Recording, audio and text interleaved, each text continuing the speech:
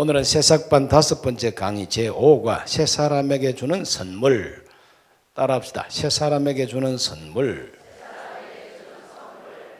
하나님은 새 사람에게 선물을 주십니다. 새 사람은 누구냐? 새 사람은 하나님과 관계가 정상화된 사람이 새 사람이죠. 하나님하고 관계를 회복한 사람이 새 사람이죠.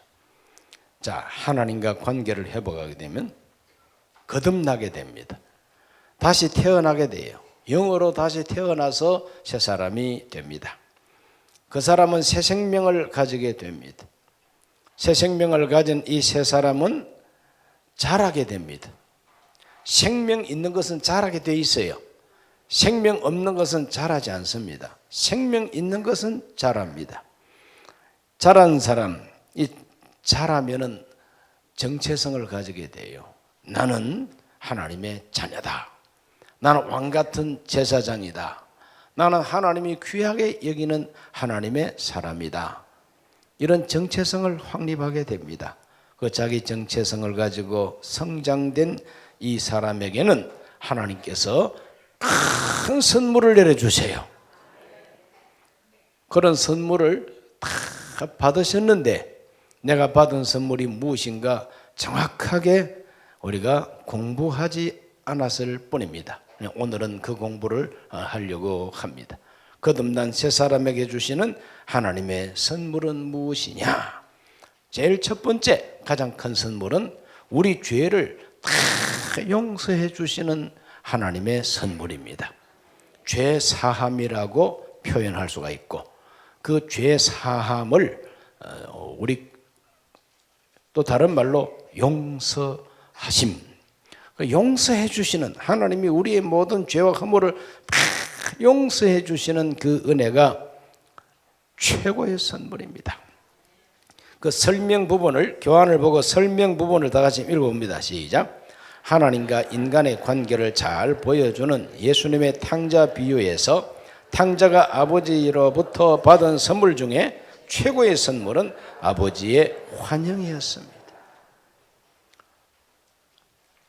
금이 최고의 선물이 아니요, 은이 최고의 선물이 아니요,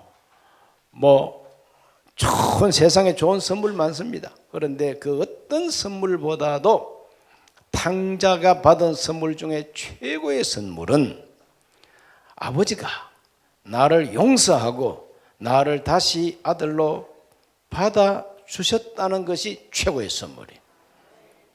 그럴까요? 안 그럴까요? 그거 틀림없습니다. 탕자가 돼보면 압니다. 그런데 일부러 탕자되지 마시기 바랍니다.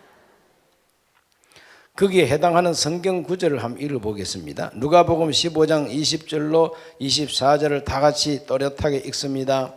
이에 일어나서 아버지께로 돌아가니라. 아직도 거리가 먼데 아버지가 그를 보고 천히 겨 달려가 목을 안고 입을 맞추니 아들이 이르되 아버지 내가 하늘과 아버지께 죄를 지어 싸우니 지금부터는 아버지 아들이라 일컬음을 감당하지 못하겠나이다 하니 아버지는 종들에게 이르되 제일 좋은 옷을 내어다가 입히고 손에 가락지를 끼우고 발에 신을 신기라. 그리고 살찐 송아지를 끌어다가 잡으라. 우리가 먹고 즐기자. 내 아들은 죽었다가 다시 살아났으며 내가 잃었다가 다시 얻어노라 하니 그들이 즐거워하더라. 할렐루야. 자, 아버지가 아들을 먼저 알아보고 측은히 여겼다 그랬어요. 이 측은히 여기는 것은 불쌍하게 여겼다는 겁니다. 비웃으면서 불쌍하게 여기는 것은 측은지심이 아닙니다. 상대방을 깔보고 얕보고 멸시하고 천대하고 비웃고 조롱하면서 불쌍히 여기는 것은 측은지심이 아니다. 측은히 여긴다는 것은 사랑하는 마음으로 불쌍히 여기고 같은 입장에 서보고 그 형편을 통정하고 정말 도와주고 싶은 마음을 가지고 불쌍히 여기는 그 마음을 측은지심, 측은히 여긴다는 거예요. 측은히 불쌍히 여긴다는 거예요. 사랑으로 불쌍히 여긴다 이게. 사랑으로 불쌍히 여기니까 돼지 우리간에서 뛰어온 그 아들 냄새나고 더럽고 추하고 몰골이 양 도무지 옛날 내 아들 같지를 않아요. 그러나 내 아들이 틀림없습니다.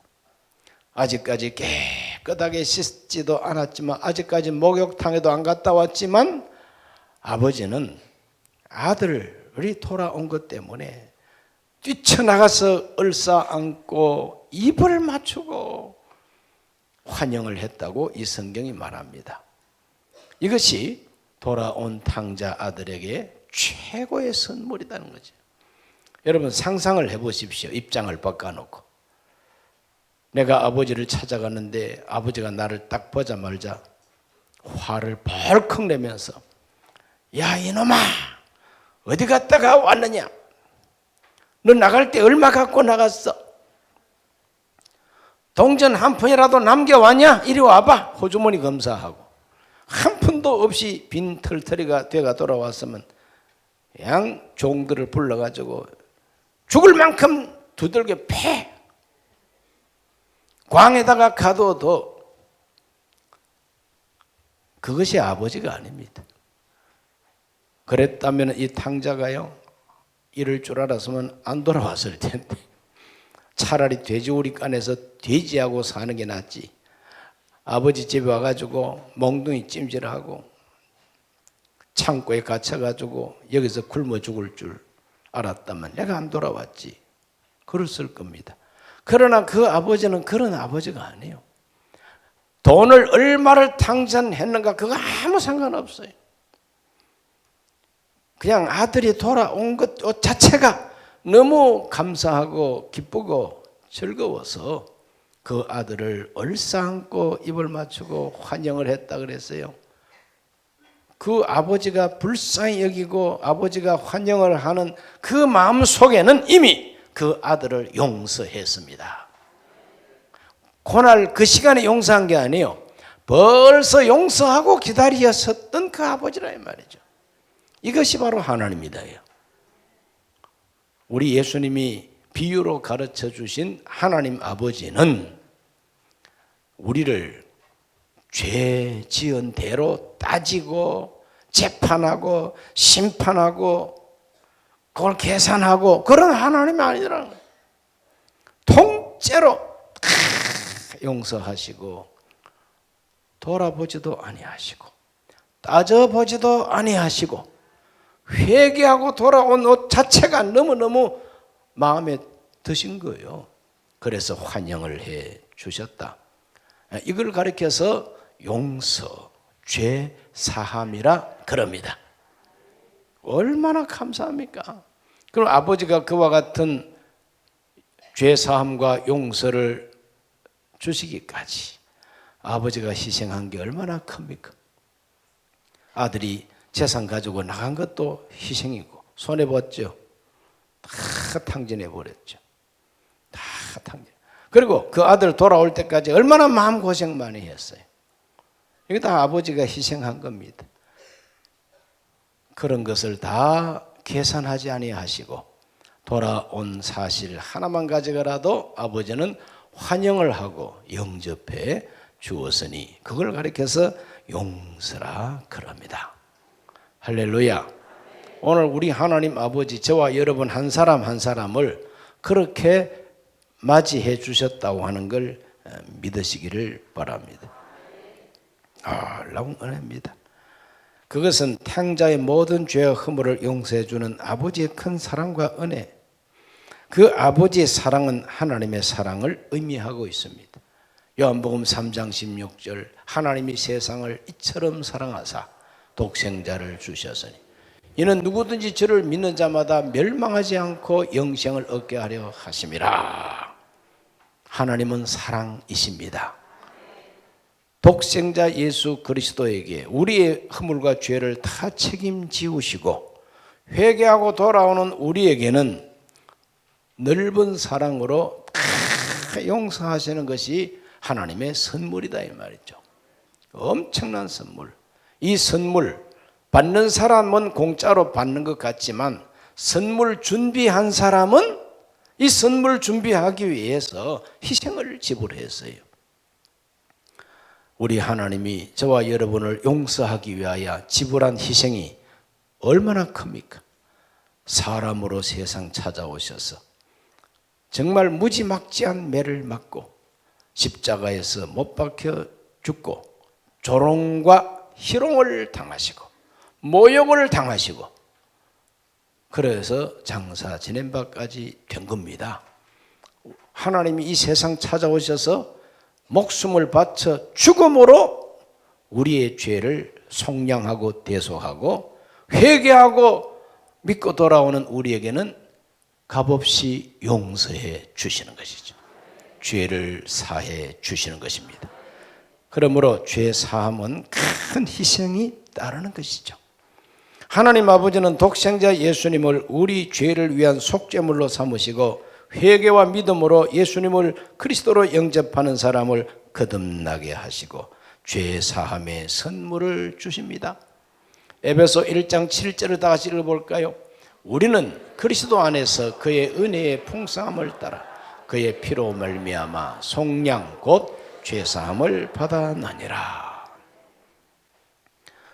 큰 은혜입니다. 그리스도 안에서 풍성한 그 은혜를 따라서 그의 피, 예수님의 피는 목숨이요 생명입니다. 그 목숨값으로 속량, 죄사함. 속량이라고 하는 것은 대신 갚아주고 풀어주는 것을 속량이라고 합니다. 우리 모든 죄에 대한 심판, 형벌, 저주, 죽음 속량하시고 풀어주셨어요. 그걸 죄사함이라 그랬습니다. 골로새서 1장 13절과 14절 읽습니다. 그가 우리를 흑암의 권세에서 건져내사 그의 사랑의 아들의 나라로 옮기셨으니 그 아들 안에서 우리가 속량 곧 죄사함을 얻었도다. 바울은 계속 속량이라는 말로 표현합니다. 우리를 속량하셨다. 죄의 종 된 우리들을 그 몸값을, 그 노예값을 다 대신 지불하고 해방과 자유를 주셨다는 의미가 됩니다. 우리 예수님은 자기의 피값을 우리의 죄를 용서하는 언약의 피라고 표현하셨어요. 마태복음 26장 28절 읽습니다. 이것은 죄 사함을 얻게 하려고 많은 사람을 위하여 흘리는 바 나의 피 곧 언약의 피니라. 우리가 매월 첫째 주일 성찬주일 성찬식 할 때마다 포도즙을 받아 마시지 않습니까? 최초로 이 성찬식을 할 때 우리 예수님은 받아 마셔라. 이것은 많은 사람의 죄를 위해서 흘리는 나의 피라 그랬어요. 왜 하필이면 피를 흘려야 되느냐? 땀 흘려도 되는데. 그 피가 생명이니까. 우리가 지은 죄마다 생명으로 지은 죄예요. 피 가지고 지은 죄입니다. 피 가지고 지은 죄니까 피값으로 속량하시는 거죠. 우리가 짓는 죄마다 다 피로서 죄를 짓는다는 걸 아셔야 됩니다. 그래서 그 죄를 용서받기 위해서는 피를 흘려야만 됩니다. 그래서 하나님이 독생자로 오셔서 죄 없는 독생자로 오셔서 죄 많은 우리를 위해서 죄 없는 피를 흘려서 우리 죄값을 속량하셨다. 그것이 하나님의 언약이라는 거예요. 언약. 언약은 뭡니까? 반드시 이루어지는 게 언약이에요. 그러므로 누구든지 내 피를 먹고 마시는 사람은 반드시 내가 그 죄를 용서한다는 언약이다 이 말이죠. 하나님 주시는 최고의 선물이 용서가 됩니다. 자, 이해가 되죠? 얼마나 큰 은혜를 우리가 받았어요. 얼마나 큰 선물을 받았어요. 죄 사함을 받았다. 죄 사함 다음에 또 오는 선물이 있어요. 그게 바로 평화라고 하는 선물입니다. 따라합시다. 평화. 평화, 평화로다. 어디에서 내려와요? 하늘 위에서 내려오네. 그 다음에 뭡니까? 그 사랑의 물결이 영원토록 내 영혼을 덮어소서. 평화, 평화, 하늘에서 내려오는 평화, 그게 진짜 평화라는 거야. 자, 우리가 탕자라고 생각합시다. 아버지 집으로 회개하고 돌아왔는데 돌아올 때 탕자가 얼마나 걱정이 많았겠어요. 아버지가 나를 어떻게 맞이해 주실까? 귀사대기를 때릴까? 볼기짝을 때릴까? 다리 몽댕이를 부러뜨릴까? 아니면 온 동네 조리돌림을 해가지고 창피를 주실까? 이 못된 녀석을 아버지가 어떻게 맞이해 주실까? 관심이 많았을 것 같아요. 그러나 어쨌거나 양심적으로 나는 죄를 지었으니 하늘과 아버지께 죄를 지었다고 아버지한테 가서 내가 엎드리자 하고 돌아왔어요.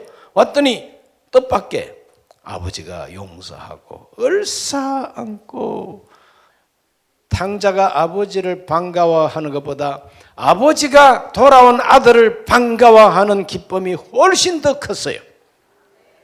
이것이 바로 하나님의 세계인 것입니다. 아들이 아버지를 기뻐하는 건 아무것도 아니에요. 아버지가 아들을 너무너무 기뻐합니다. 그냥 그게 뭐라고? 응? 나쁜 놈의 새끼야. 안 그래요? 재산 절반을 다 탕진해버리고 돌아왔는데 돼지우리간에서 썩어 뒤지지 왜 돌아왔어? 뭐 이렇게 말할 수도 있습니다. 그러나 하나님은 그런 하나님이 아니죠. 넓은 마음으로 용서하고 받아주고, 아버지가 너무 기뻐하니까 이 아들 마음속에 이젠 됐다, 아버지가 저렇게 나를 환영하고 기뻐하는 걸 보니까 이제는 살았구나 하는 안도의 마음이 들었을까요? 안 들었을까요? 빨리. 마음의 평화가 오는 거예요.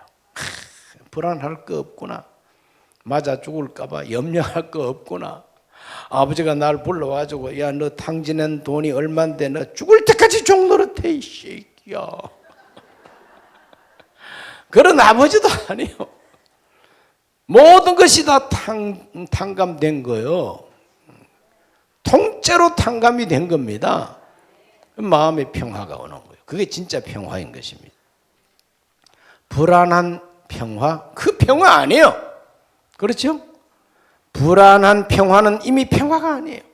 그 평화는 하늘에서 내려오는 아버지가 용서함으로써 받을 수 있는 큰 결과가 평화이죠. 자, 여러분 거기에 설명 부분을 한번 읽어봅니다. 시작. 아버지의 집을 떠난 탕자에겐 참 평화가 없었습니다. 허랑방탕한 삶은 평화로운 삶이 아닙니다. 결국 모든 것을 잃어버리고 궁핍해지면서 멸시와 천대 속에서 살게 되었습니다. 돼지가 먹는 쥐엄 열매도 주는 자 없는 비참한 지경에 빠지게 되었습니다. 그러한 상황 속에서는 가난한 자의 평화도, 양심의 평화도, 이웃과의 평화도 없었습니다. 무엇보다 하늘과 아버지께 죄를 지은 죄책감만 가득했습니다. 그러나 일어나서 아버지께로 돌아가 죄를 자백하였을 때 탕자의 운명은 달라졌습니다. 평화를 말할 때에 여러 가지 평화를 많이 말합니다. 어떤 철학하는 분은 무소유의 평화, 아무것도 가진 것이 없으면 평화롭대요. 아무것도 가진 것이 없으면 도둑이 와도 가져갈 것도 없으면 마음이 편안하답니다. 뭘 가지려고 애를 쓰지 않아도 되니까 무소유야말로 평화롭답니다. 그러나 여러분 상상해 보세요. 결혼해가지고 자식 키우는 아버지가 아무것도 가진 것 없는 무소유로서 나는 편안하다 그러면 애들은, 집안 식구들은 편안해요? 그런 평화는 특별한 사람의 특별한 경우에 누리는 자기 혼자의 정신적인 평화에 불과하지 생활의 평화는 절대 없는 거 아니겠어요? 탕자가 허랑방탕하다가 흉년을 만나서 다 잃어버리고 돼지 우리에서 돼지 치는 사람이 돼가지고 돼지가 먹는 쥐염 열매라도 한번 먹어봤으면 싶지만은 주인이 주지를 않고 돼지도 뺏기질 않습니다. 배는 꼬르륵 고프고 거기 무슨 평화가 있어요? 돼지우리간에서 무슨 평화가 있느냐고!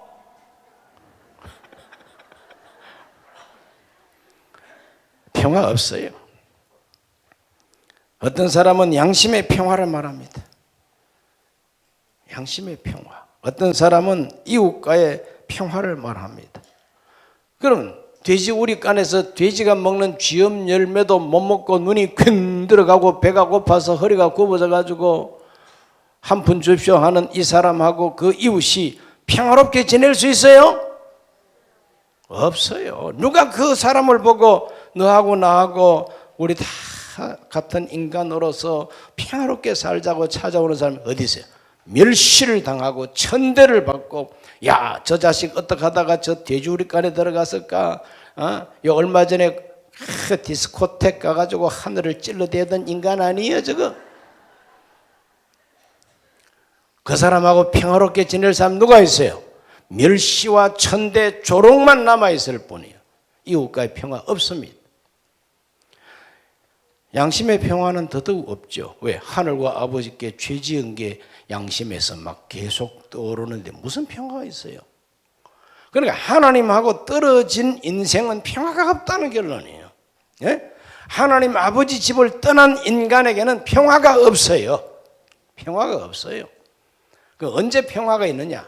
아버지께로 돌아와서 회개하고 자백하고 제가 하늘과 아버지께 죄 지었습니다 하고 엎드릴 때에 아버지가 그를 용서해 주고 씻겨주고 아들로 인정해 줄 때 비로소 그 아들에게는 평화가 오는 겁니다. 그 평화가 바로 구원이요 샬롬이요. 누가복음 15장 18절로 19절 한번 읽어봅니다. 시작. 내가 이런 아버지께 가서 이르기를 아버지 내가 하늘과 아버지께 죄를 지었사오니 지금부터는 아버지 아들이라 일컬음을 감당하지 못하겠나이다. 나를 품꾼의 하나로 보소서 하리라 하고 그 아버지께로 돌아갔어요. 그런데 그 아버지는 그렇게 돌아온 아들을 짓밟지 않습니다. 내쫓지 않습니다. 욕하지 않습니다. 입을 맞추고 환영을 하고 씻게 해주고 깨끗이 씻은 몸에 새 옷을 입혀주고 가락지를 끼워주고 새로운 구두를 신게 해서 살찐 송아지 잡아놓고 잔치하는 잔치자리에 앉게 해서 동네 사람들 다 초청해서 여보시오 이 아들로 말할 것 같으면 나쁜 놈이요가 아니라 그냥 방탕하고 돌아온 놈이어도 말하지 않고 죽었다가 살아난 내 아들이요. 내가 잃어버렸다가 다시 찾은 내 아들이요. 정말 나는 기쁘고 즐겁소. 동네 사람들아 함께 기뻐해 주시오. 잔치를 열었어요. 그 잔치 자리가 바로 평화의 자리인 것입니다.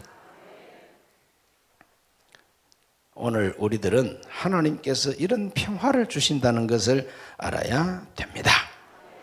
요한복음 10장 10절을 다 같이 한번 읽어볼까요? 도둑이 오는 것은 도둑질하고 죽이고 멸망시키려는 것뿐이요 내가 온 것은 양으로 생명을 얻게 하고 더 풍성히 얻게 하려 하는 것이다. 우리 예수님은 세상에 오신 것은 풍성한 생명을 주려고. 이 풍성한 생명은 돈 많이 벌어서 부자 되는 것 아닙니다.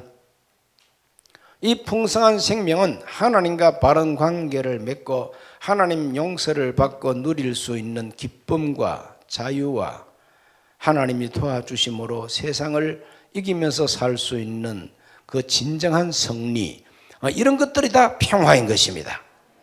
할렐루야. 하나님 아버지와 평화는 물론이고 이웃과의 평화도 이루어지는 것이고 생활의 염려 다 물러가고 평화가 오게 됩니다. 이러한 평화가 하나님 주시는 선물이란 말이죠. 이처럼 회개와 믿음으로 새 사람 된 사람들에게는 하나님의 자녀된 권세를 주시고 하나님과 이웃 그리고 자신의 양심과 삶 속에서 평화를 이루게 해 주십니다. 갈라디아 3장 13절 한번 읽어봅니다. 율법의 저주에서 우리를 속량하셨으니 기록된 바 나무에 달린 자마다 저주 아래 있는 자라 하였습니다. 율법의 저주에서 우리를 속량하셨답니다. 십자가에서. 왜 율법의 저주를 속량합니까? 그 율법의 저주 속에서 사는 자체가 평화가 없는 상태죠. 율법의 저주를 받고 사는 인생이 바로 돼지우리 깐 인생이다 이 말이에요. 그러나 아버지께로 돌아오면 다시 돼지우리 깐에 집어 던지는 것이 아니라 새 옷을 입고 아들로 살게 해 주는 것이죠. 거기에 저주가 없다 이 말이죠. 하나님은 우리를 향한 뜻이 확실합니다.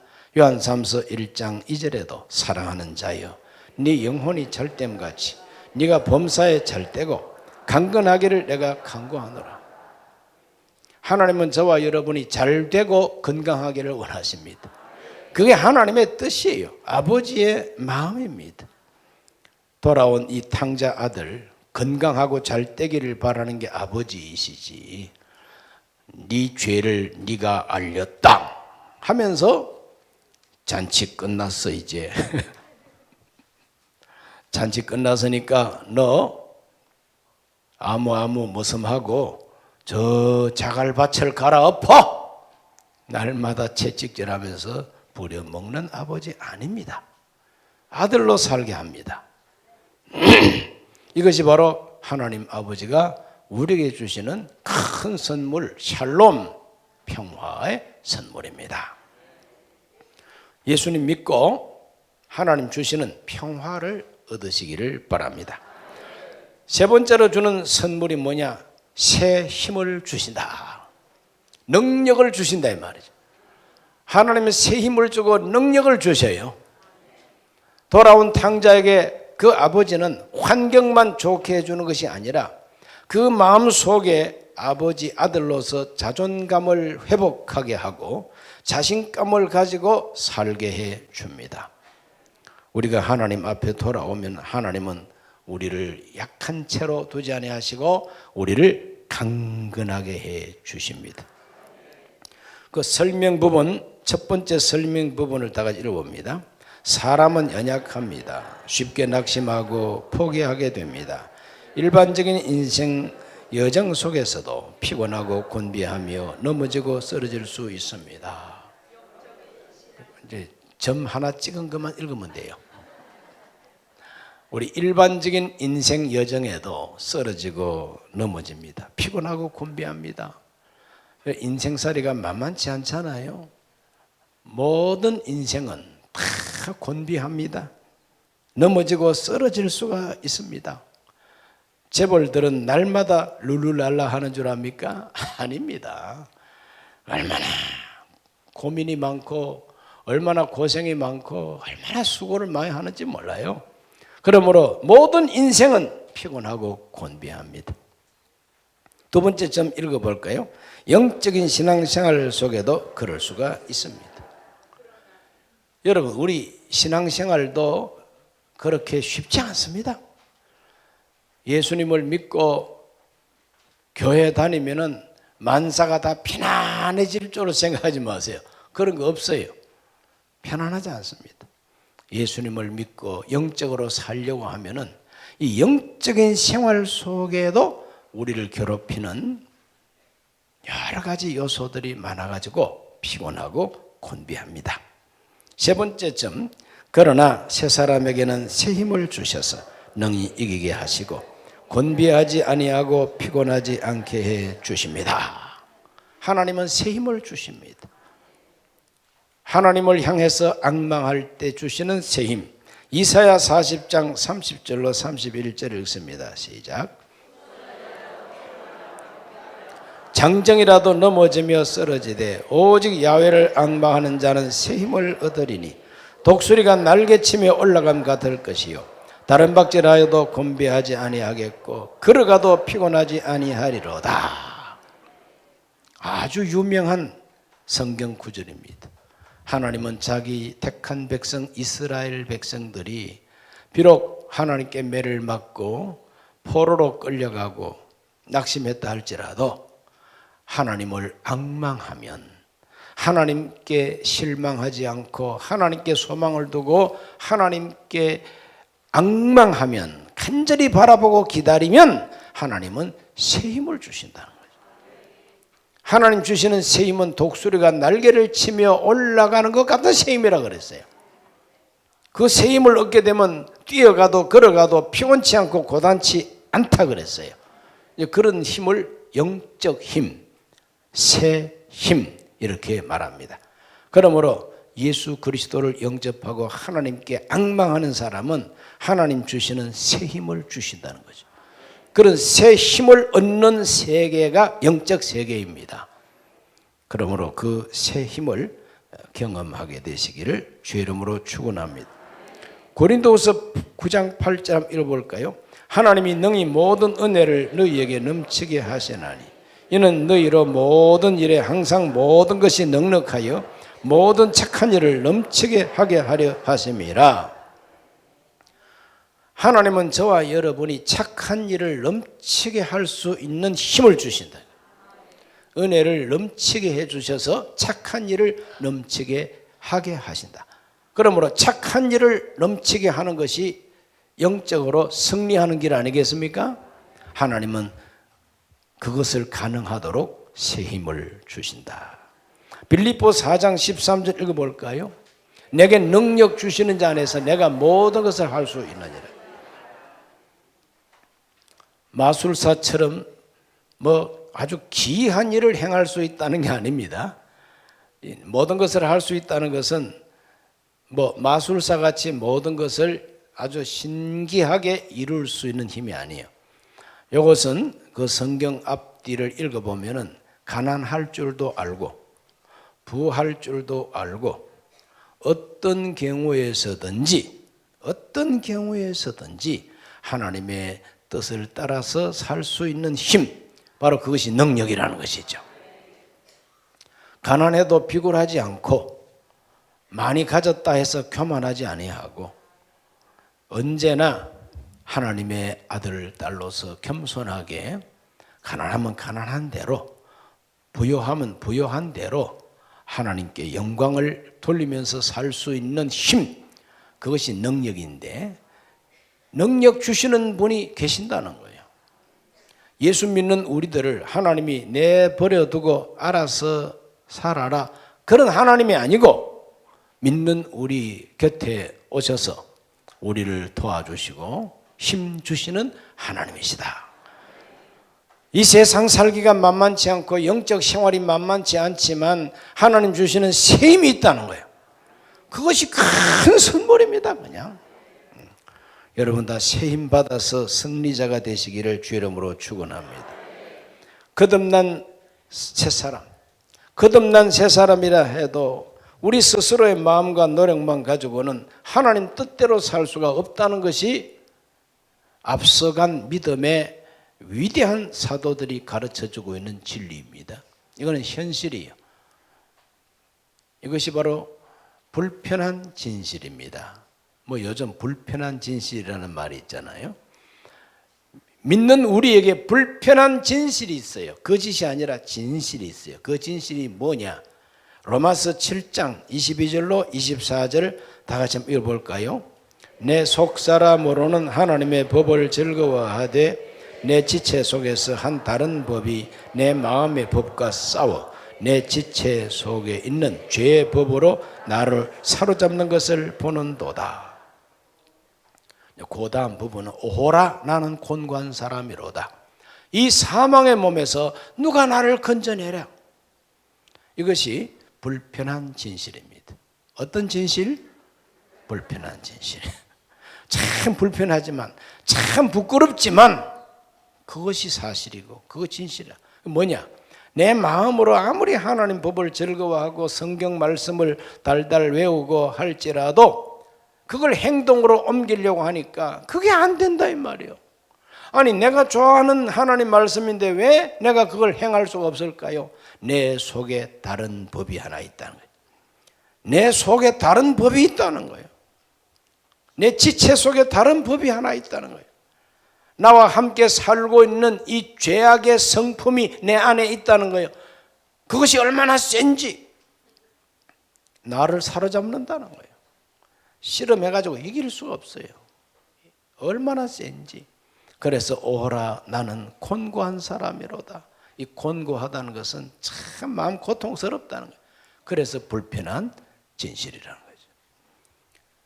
우리 스스로의 힘으로 내 양심의 힘만 가지고는 하나님의 말씀대로 살 수가 없다고 하는 것이 불편한 진실이죠.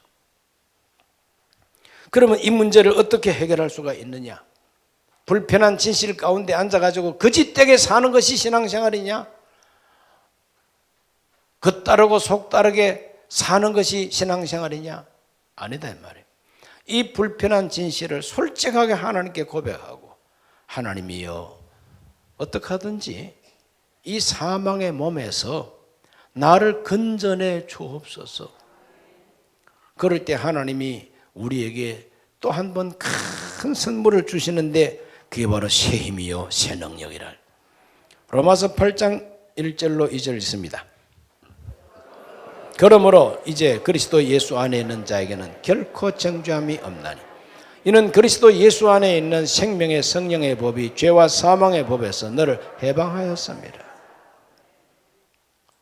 해방하였습니다. 죄와 사망의 법에서 너를 해방시킨다는 거예요.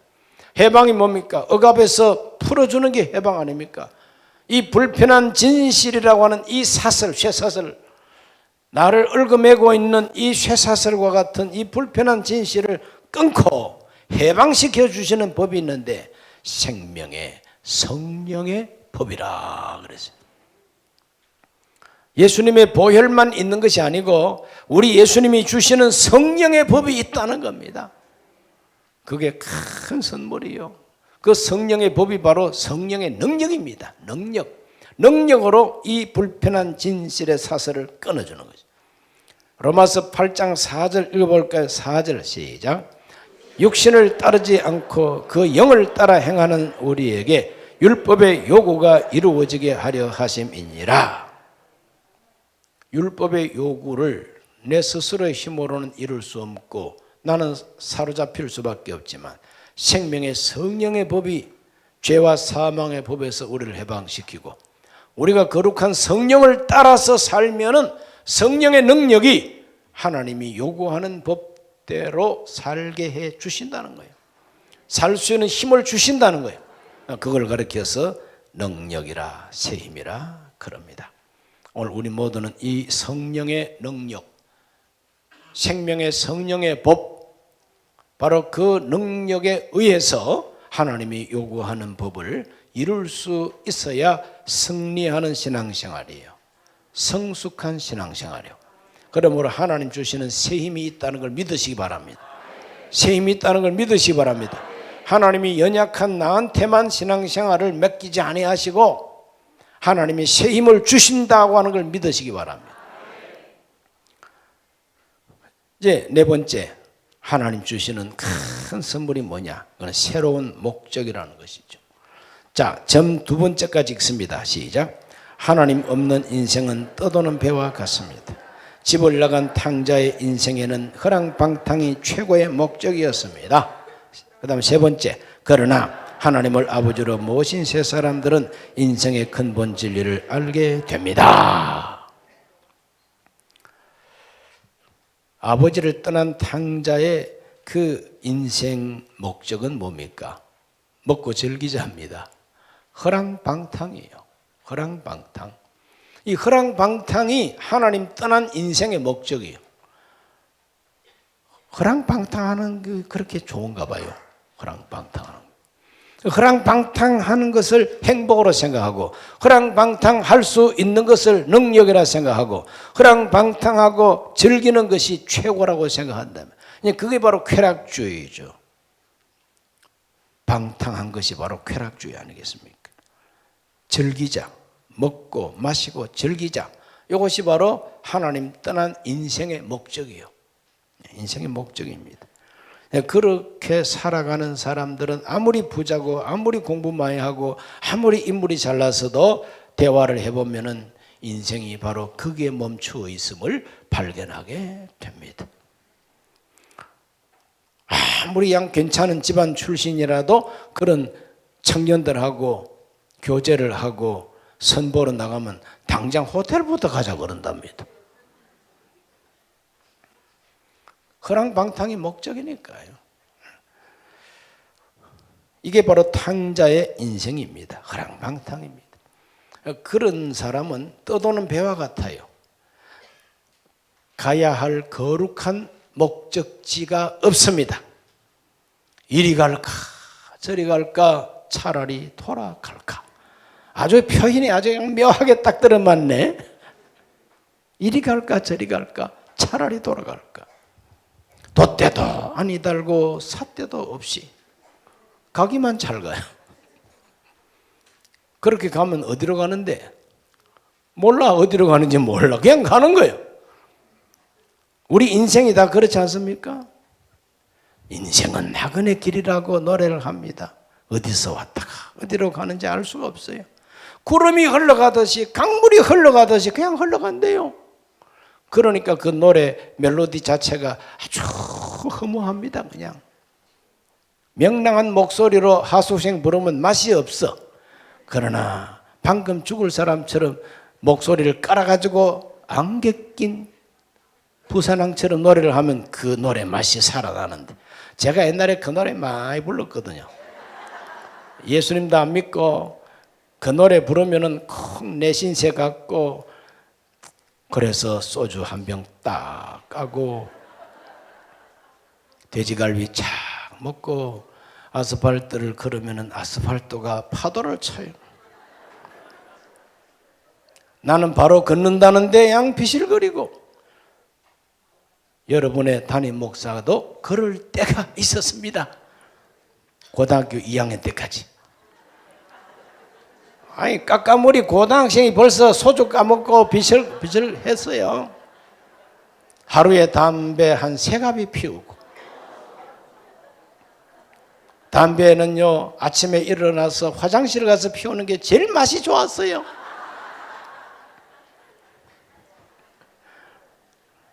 예수님을 영접하고 새 사람 되니까 하루아침에 다 끊어져 버렸어요. 저 같은 경우에는 막 담배고 술이고 뭐고 막 하루아침에 예수님을 영접하고 하루아침에 싹 끊어져 버렸어요. 그 하나님의 은혜죠. 그러니까 하나님의 은혜의 세계를 모를 때에 너무너무 인생이 허무하고 목적 없고 하다 보니까 노래를 불러도 그런 노래가 좋고, 먹어도 그런 걸 먹어야 좋고, 마셔도 생수가 아니라 그런 걸 마셔야 좋고. 그런데 새 사람 되니까 싹 달라져 버리죠. 예수 그리스도를 구주로 영접하게 되면 제일 먼저 다가오는 변화가 뭐냐? 인생의 근본 목적이 달라집니다. 로마서 11장 36절 한번 읽어볼까요? 그런즉 우리가 이는 만물이 주에게서 나오고 주로 말미암고 주에게로 돌아갑니다. 그에게 영광이 세세 있을지어다. 아멘. 만물이 하나님께로부터 나오고 하나님으로 말미암아 유지되고 결국은 하나님께로 돌아가는 것이 인생이라는 거예요. 주인 없는 인생이 아닙니다. 주인이 있는 인생이에요. 돌아갈 곳이 있는 인생이라는 거예요. 떠돌다 가는 게 인생이 아니에요. 그냥 흘러가기만 하는 게 인생이 아니에요. 하나님께로부터 왔다가 하나님으로 말미암아 살다가 하나님께로 돌아가서 심판받는 게 인생이라는 게, 예수님을 영접하면 그것이 딱 마음의 자리가 잡히게 돼 있다. 고린도전서 10장 31절 읽습니다. 그런즉 너희가 먹든지 마시든지 무엇을 하든지 다 하나님의 영광을 위해서 하라. 그렇게 됩니다. 새 사람들은 먹든지 마시든지 하나님의 영광을 위해서 하게 됩니다. 로마서 14장 7, 8절 읽어볼까요? 우리 중에 누구든지 자기를 위하여 사는 자가 없고 자기를 위하여 죽는 자도 없도다. 우리가 살아도 주를 위하여 살고 죽어도 주를 위하여 죽나니 그러므로 사나 죽으나 우리가 주의 것이로다. 사나 죽으나 주의 것이다 하는 이 마음의 확신, 먹든지 마시든지 내가 하나님의 영광을 위해서 먹고 마실 것이다 한 이 목표의식 뚜렷해지게 됩니다. 빌립보 1장 20절 나의 간절한 기대와 소망을 따라 아무 일이든지 부끄러워하지 아니하고 지금도 전과 같이 온전히 담대하여 살든지 죽든지 내 몸에서 그리스도가 존귀하게 되게 하려 하는 그렇습니다. 살든지 죽든지 내 몸에서 내 인생을 통하여 하나님의 영광 받기를 원하신다는 거예요. 빌립보 2장 13절 너희 안에서 행하시는 이는 하나님이시니 자기의 기쁘신 뜻을 위하여 너희에게 소원을 두고 행하게 하신다. 예수 믿는 사람 마음속에 하나님은 거룩한 소원을 주신다. 그것이 내 인생의 목표가 되고 목적이 딱 돼가지고 살든지 죽든지 먹든지 마시든지 하나님의 영광 위하여 주님을 위하여 산다고 하는 이 새로운 목적의식이 마음에 탁 생겨가지고 마음속에 질서가 잡혀버리는 거죠. 헤매지 않습니다. 헤매지 않습니다. 이리 갈까 저리 갈까 뭐 주저할 게 없어요. 똑바로 갑니다. 그냥 하나님 명령하신 길로. 인생의 목적이 싹 그냥 달라져가지고 확립이 되어버린 거죠. 목적의식이 딱 잡혀버립니다. 그렇기 때문에 헤맬 수도 없고 지체할 수도 없고 방탕할 수도 없습니다. 그 목적에서 그냥 가게 되는 거죠. 이것이 하나님 주시는 네 번째 새로운 목적의 선물입니다.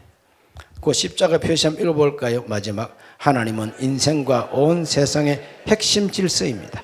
그러므로 하나님을 아버지로 모시고 섬길 때 참된 질서가 확립되고 평화와 부여가 주어집니다. 하나님은 모든 만물의 목적 그 자체이십니다. 인생의 새로운 목적의식은 하나님의 큰 선물입니다. 믿으십니까? 그림 구경 좀 하십시오. 그림 구경. 이것이 사람이라고 생각하십시다. 이 사람 마음속에는 이런 의자가 하나 있습니다. 이 의자는 바로 자기의 중심이죠. 자기 중심입니다. 그런데 이 사람 마음속에는 자기 마음의 왕자에 누가 앉아 있느냐 하면은 나라고 하는 자기가 앉아 있습니다. 내 인생은 내 거야. 내 인생은 내 거야. 간섭하지 마. 하나님도 필요 없어. 하나님하고 관계가 없어요. 하나님하고 관계 없으니까 자기 멋대로요. 자기 멋대로 살다 보니까 인생의 목적도 없고 죄책감이 있고 그리고 이웃하고 평화도 없고 그러니 뭐 모든 인생이 엉망진창이에요. 그냥 뭐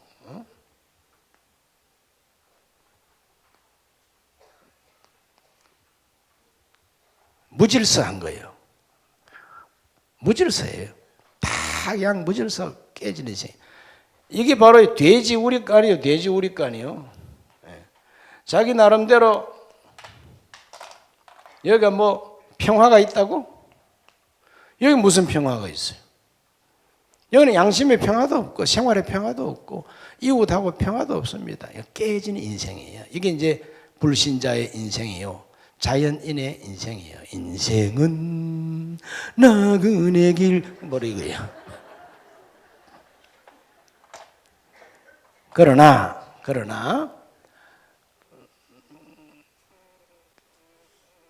이 사람 마음속에 예수님을 다 영접해서 나의 주 나의 하나님 하늘과 아버지께 내가 죄를 얻었나이다 하고 하나님 앞에 회개하고 돌아오면은 나하고 하나님하고 딱 질서가 잡히잖아요.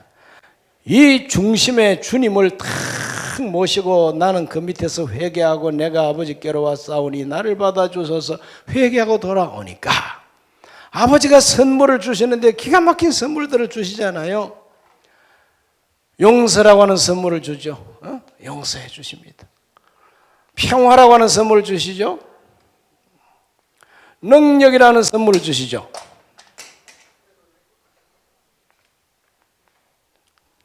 이 분필 만드는 회사에 좀 강하게 만들라고 전화하세요. 약간만 누르면 툭툭 부러져요. 꼭 누구 닮았어요?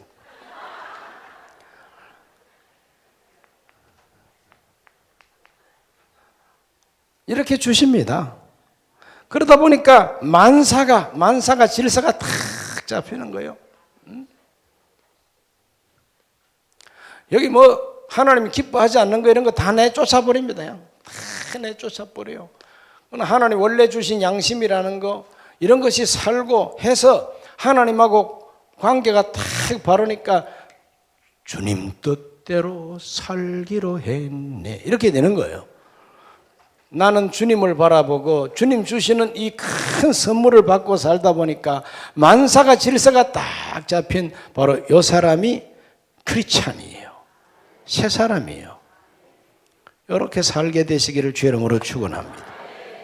이것이 하나님께서 주시는 큰 선물이에요.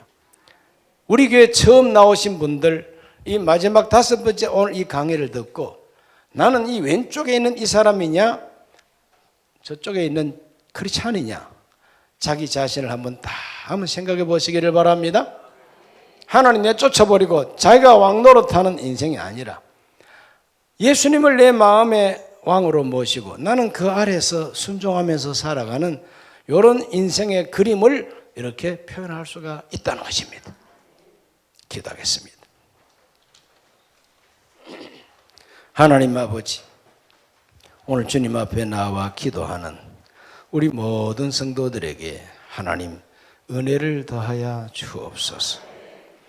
오늘 한 사람도 빠짐없이 하나님의 성령으로 충만함을 받고 마음속에 우리 예수님을 주인으로 모시고 살게 하여 주셔서 질서가 탁 잡히게 하여 주옵시기를 기도합니다.